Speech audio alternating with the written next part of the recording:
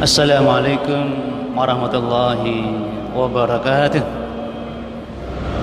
Allahumma ati nufusana taqwaha wa zakkiha anta khairu man zakkaha anta waliyuha wa maulaha. Mari kita pegang prinsip yang sangat menentukan sikap, langkah, keputusan, bahkan perjuangan hidup kita.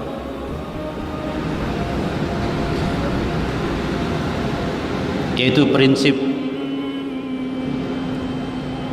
apa itu kenikmatan, apa bentuk rizki yang Allah berikan pada kita. Kenikmatan itu bisa berbentuk materi atau non materi. Karunia Allah itu materi dan non materi. Al-Quran adalah rizki, adalah karunia, adalah kenikmatan yang luar biasa. Dan kita adalah hamba Allah yang terpilih mendapatkan karunia ini. Mengimani Al-Quran adalah kalamullah. Coba kita sebut dalam hati kita berulang, Quran adalah kalamullah. Quran adalah firman Allah, ucapan Allah Subhanahu wa ta'ala. Dan kita beriman padanya, kita membanggakannya, kita hidup dengannya, dan kita bersyukur karenanya. InsyaAllah. Bayangkan, rasakan, nikmati karunia Allah ini. Bayangkan apa artinya hidup kita tanpa Al-Quran. Bayangkan jemaah, Allahu Akbar. Tidak ada Islam kita tanpa Al-Quran. Jangankan 30 juz, 2 ayat saja kita ingkari, selesai sudah kita. Alhamdulillah, bi ni'matihi tatimmus shalihat. Hati kita selalu tentram bersama Al-Quran. Kenapa tentram? Karena hati kita mendapat cahaya. Al-Quran nurun, dia cahaya hidup kita sehingga jelas apa yang ada di hadapan kita, sehingga jelas sikap-sikap kita semuanya penuh cahaya.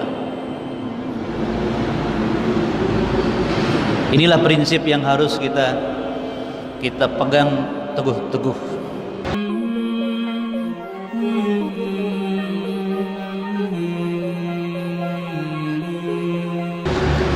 Tetapi, nah ini, kalau kita orang-orang beriman sangat bangga, sangat bersyukur, sangat bahagia bersama Al-Quran, ada orang yang benci dengan Al-Quran. Ternyata ada orang yang benci kepada orang yang faham Al-Quran, bahkan benci kepada orang yang membaca Al-Quran. Jadi jangankan hafidh Quran, jangankan dia suka berdakwah Al-Quran, sekedar membaca Al-Quran itu orang bisa dibenci.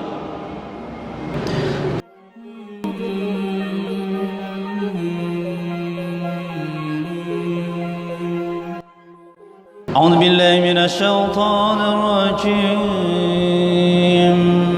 وإذا تتلى عليهم آياتنا بينات تعرف في وجوه الذين كفروا المنكر يكادون يسطون بالذين يتلون عليهم آياتنا قل أفأنبئكم بشر من ذلكم النار وعدها كفروا وبئس المصير.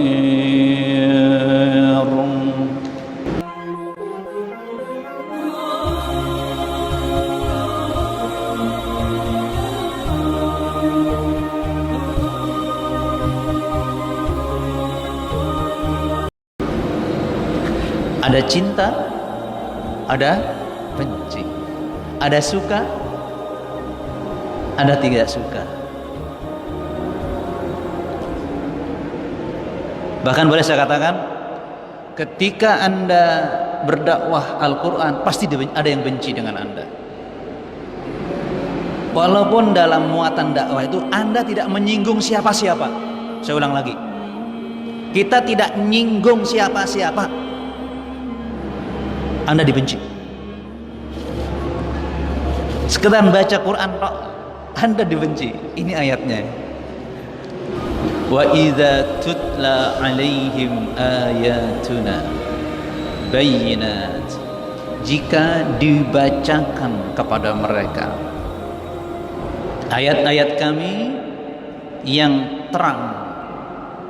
Ini perlu diingat ini. Bayyinat itu Al-Quran itu jelas benarnya, jelas tidak membedakan hak dan batil. Atau dengan kata lain, semua orang faham, termasuk pembenci Al-Quran, Quran ini benar, itu bayinat. Jadi jangankan orang beriman merasakan Al-Quran hak, orang yang tidak beriman pun sebenarnya dalam hatinya Quran ini benar, bayinat. Ya.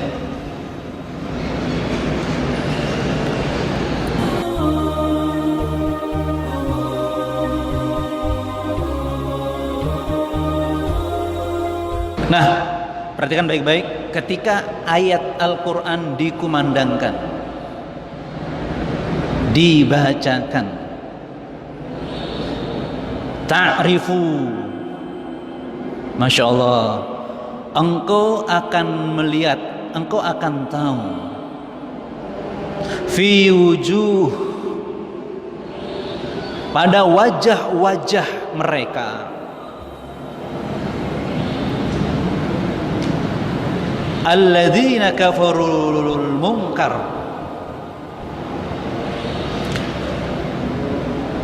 wajah-wajah mereka yang kafir dan mengingkari Al-Quran. Yastuna,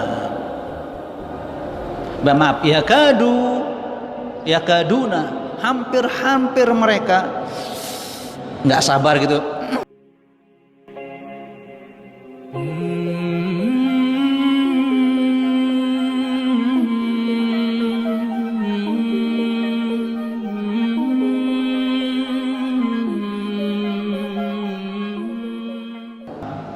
Orang berbuat dosa, orang melakukan pelanggaran, apa kemarin, hubbud dunia, itu pasti ada kepentingan dunia yang ingin didapatkannya, entah jabatan, entah ketenaran, entah harta.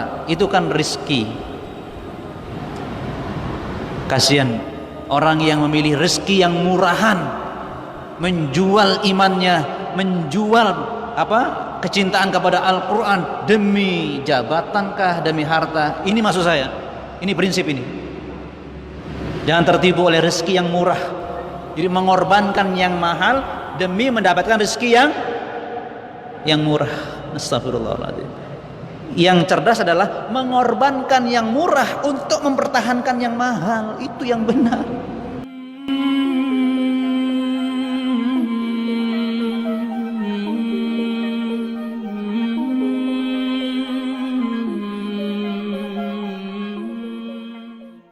Orang yang matanya sakit nggak suka dengan sinar matahari. Itu jemaah sekalian yang bahagia. Astagfirullahaladzim.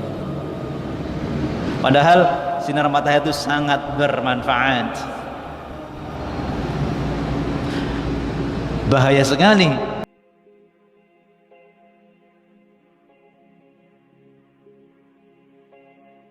kami turunkan kepada kalian cahaya yang terang benderang, Al-Quran.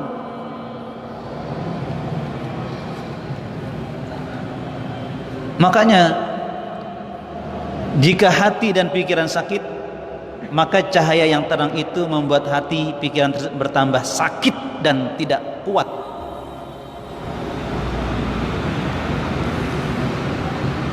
Kalau mata kita sakit jemaah sekalian, kita benci dengan cahaya.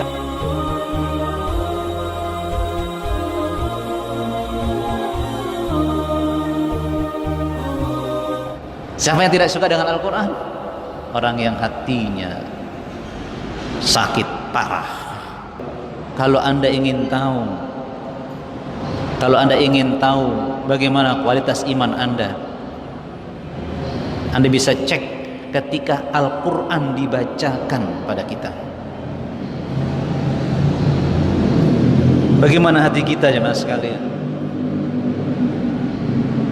Senang? Susah?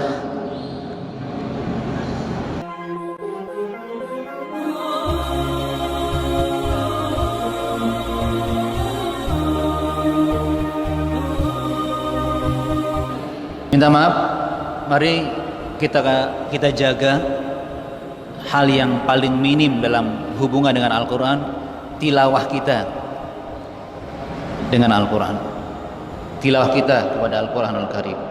Mari kita jaga sama sekalian. Menguji keimanan kita kepada janji Allah dan Rasul ada pada sejauh mana kita suka baca Quran. Bahkan bisa termasuk sejauh mana kita senang berdiri ketika kita sholat membaca ayat-ayat Al-Quran. An Abi Hurairah radhiyallahu anhu qala Rasulullah sallallahu alaihi wasallam, ayuhibbu ahadukum idza raja'a ila ahlihi an yajida fihi thalatha khalifat idhamin siman. Rasulullah bertanya kepada sahabat, apakah kalian suka kalau kalian nanti itu pulang ke rumah masing-masing, ini di masjid misalnya ya, kemudian tiba-tiba kalian menemukan di halaman rumah kalian ada 3 onta yang hamil, gemuk dan besar. Masya Allah, ini kan luar biasa ya, Rasulullah. Mau nggak nanti pulang ke rumah tiba-tiba kita menemukan ada sapi hamil gemuk besar, wis ngapa namanya wis pokoknya, mau nggak? Kira-kira begitu. Kemudian sahabat qulna na'am, kami menjawab iya dong, mau. Gitu kira-kira ya. Allah, di sini jawabannya. Rasulullah menjelaskan, fasalatu ayat yaqra'u bihinna ahadukum. 3 ayat yang dibaca ahadukum oleh salah seorang di antara kalian, 3 ayat ya, fi salatihi, di dalam salatnya, ketika baca ayat 3 ayat saja ketika salat, khairun, itu nilainya 3 ayat yang kita baca insyaallah ya ketika sholat lebih mahal lahu, bagi dia ganjarannya, min salasi khalifat izamin simanin. Allah Akbar ya. Jadi 3 ayat kita baca dalam sholat, 3 ayat ya. Bagaimana kalau 30 ayat, 100 ayat, 3 ayat saja lebih mahal dari harga 3 ekor onta hamil gemuk besar. Ini hadis riwayat Muslim 1335. Maka berbahagialah orang yang banyak hafalannya, ya kan begitu kan, banyak bacaannya di dalam sholat. Subhanallah.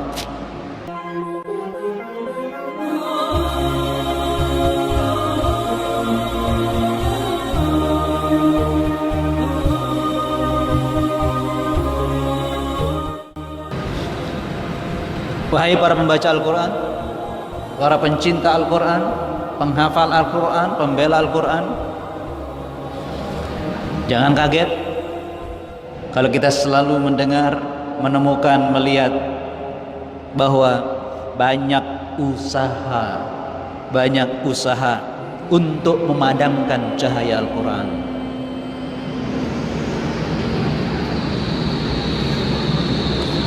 Kalau cahaya Al-Quran seperti cahaya matahari, pekerjaan yang sia-sia memadamkan cahaya Al-Quran, sia-sia. Jangan khawatir gitu loh ya. Bagaimana ada orang bisa memadamkan cahaya matahari? Ada terlalu jemaah sekalian bahagia. Itu di surah At-Taubah ya, ayat 32. Terasa bahwa kita sangat ingin dekat dengan Al-Quran, sangat ingin terus membacanya, sangat ingin terus mendapat sinar Al-Quran, sangat ingin semakin kaya bersama Al-Quran, ingin semakin mulia bersama Al-Quran, ingin semakin bahagia bersama Al-Quran. Tapi yang tidak beriman semakin susah ngelihat orang baca Quran, apalagi membela Al-Quran. Dan akhirnya kita semakin dewasa melihat situasi ya, kalau ada orang-orang muslim yang kemudian ikut membenci pembela-pembela Al-Quran, semoga Allah mengampuni mereka yang salah arah, dan semoga kita termasuk orang-orang istiqomah dan sabar untuk bersahabat dengan Al-Quran. Subhanakallahumma wabihamdika asyhadu an la ilaha illa anta astaghfiruka wa atubu ilaik. Assalamualaikum warahmatullahi wabarakatuh.